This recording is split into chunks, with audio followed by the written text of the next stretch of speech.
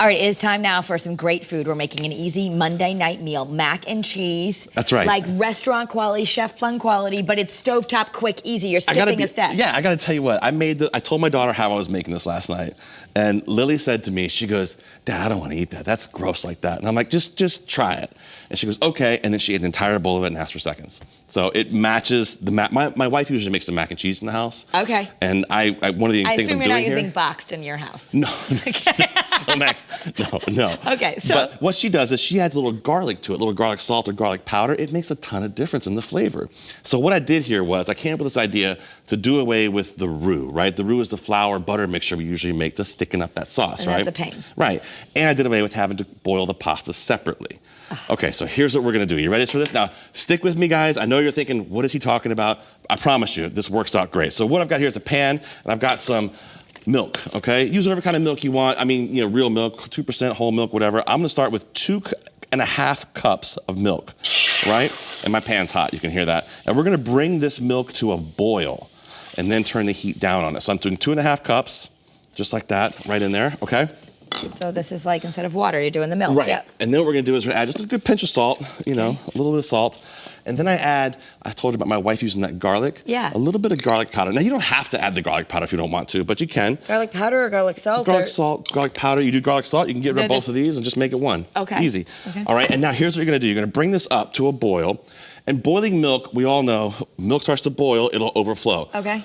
The only tricky part is you gotta keep an eye on it, okay? So just watch it, don't just walk watch away. it, right. And so then you're gonna add 1/2 pound of pasta, right? These boxes are 1 pound. You're gonna pour half of that in there. Half, okay. Half, right? Unless you want to double the recipe. Yeah, double it up, Bigger pan if you have 5 bigger cups, family. yeah, 5 cups, So as this happens, this takes about 10 minutes, okay? So as this cooks, you're just gonna stir it. Just keep stirring it. So you add the pasta before it boils? I did, yeah. Okay. I mean, the milk's almost hot enough there. Okay. So we just kind of stir this up. And what happens, you guys, which is nuts, and I was so blown away at how this works, the milk evaporates, because liquid, right, most liquids, like water, anything water-based, can only get to 212 degrees.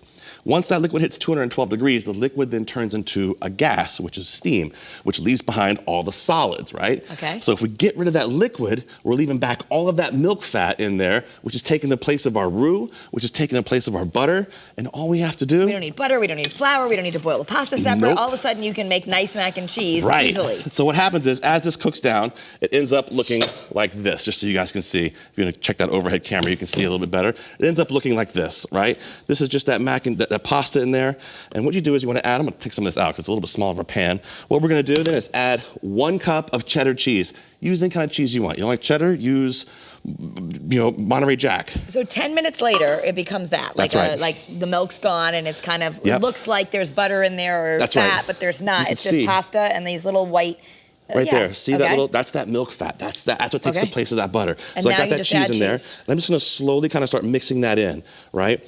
And that cheese starts to melt down and mix with that milk fat that we left in there. And I know it sounds gross when I say it like that, but I'm a chef, I can't help it. Like, that's what it is. It's a butter fat. And you're just using, Sargento. You should use real cheese. Yeah, of course.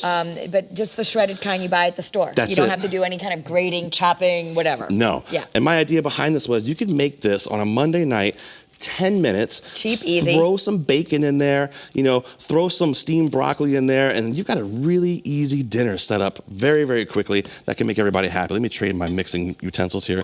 So you can see how that cheese starts to melt down. Look at that, see it? Yeah. How it's kind of making that sauce. Now, the good news is I'm making a mess on the stove, but that just happens. So that's part of cooking. Well, you're welcome to what we do every day, the recipe of the week. But look at that. See how you see that? Look how it's starting to turn that color. It's really starting to look like real yummy cheese. Oh my gosh, look how great this looks. I'm so excited about this already. This is so much better for you and less expensive and just as easy as the powder stuff that people are using. Just as easy, if not easier, because look at this. The longest part is that 10 minutes to get that pasta to absorb that moisture out of that milk and those fats. And once that happens, and you get to that stage, you add that cheese. It looks delicious. Let me show you what it looks like plated up. I'm telling you. It's 3 ingredients. 4 if you want to use the garlic salt, but it's just milk, macaroni, and cheese. That's it. And you can use whatever pasta you want. It doesn't have to be macaroni. You could use penne pasta if you want. You can use whatever you want, okay. But look at this. I want to show you guys what this looks like.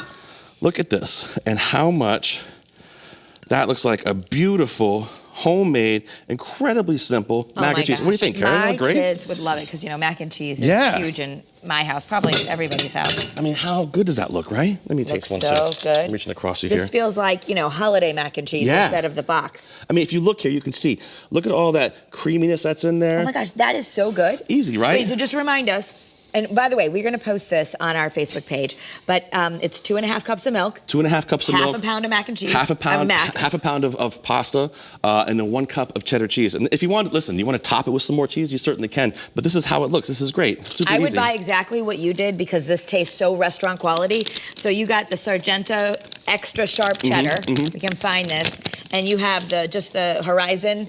2% Just a little milk. grass-fed 2% milk. We This talked is about great. this. It probably wouldn't work with these alternative milks because you need the fat. Yeah, I wouldn't try an almond milk or an oat milk. You need that extra fat in there. So definitely use regular milk, use great cheese. And hey, if you're hanging out, making side dishes, check out Seasoned on WNPR. We're doing a whole episode for Thanksgiving. Yeah? Not about turkeys, about the side dishes, The best but what's parts. important. That is even make ahead side dishes that's so what we're makes not it stressed. absolutely like Yeah. mac and cheese, like this one right here. My favorite of yours is that roasted root vegetable thing you do. Oh, the roasted root vegetables are delicious. You got to try it. This mac and cheese is fantastic. All right, I'm going to eat this during the commercial break.